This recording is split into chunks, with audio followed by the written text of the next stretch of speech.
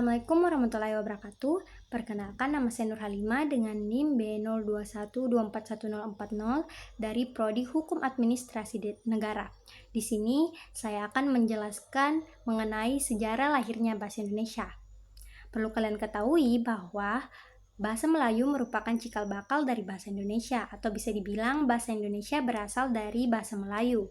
Bahasa Melayu ini digunakan di Asia Tenggara sejak abad ke-7, terutama pada zaman Kerajaan Sriwijaya dan zaman Kerajaan Majapahit.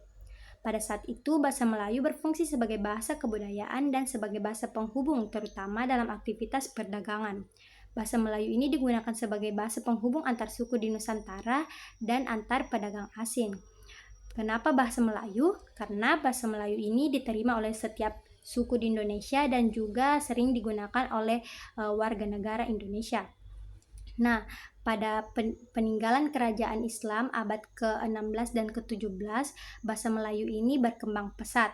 Dengan berkembang pesatnya bahasa Melayu ini mendorong adanya rasa persatuan dan kesatuan di Indonesia, sehingga bahasa Melayu ini diangkat sebagai bahasa Indonesia. Pada tahun 1928, para pemuda di penjuru Indonesia berkumpul dalam Kongres Pemuda II di Batavia pada tanggal 27 sampai 28 Oktober tahun 1928. Dan pada saat itulah secara sosiologis bahasa Indonesia diakui pada Sumpah Pemuda tanggal 28 Oktober 1928, yakni dalam Ikrar Ketiga Sumpah Pemuda.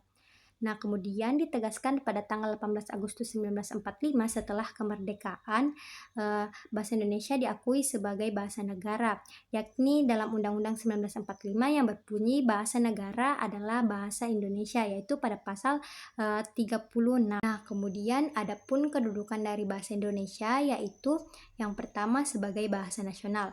Kedudukan bahasa Indonesia sebagai bahasa nasional ini diperoleh sejak lahirnya, yaitu pada tanggal 28 Oktober 1928, yang mana kedudukan bahasa Indonesia sebagai bahasa nasional ini berfungsi sebagai yang pertama, sebagai kebanggaan nasional, yang kedua sebagai identitas nasional, yang ketiga sebagai alat pemersatu antar suku, dan yang keempat sebagai alat penghubung antar daerah dan antar budaya. Nah, kedudukan bahasa Indonesia yang kedua yaitu sebagai bahasa negara.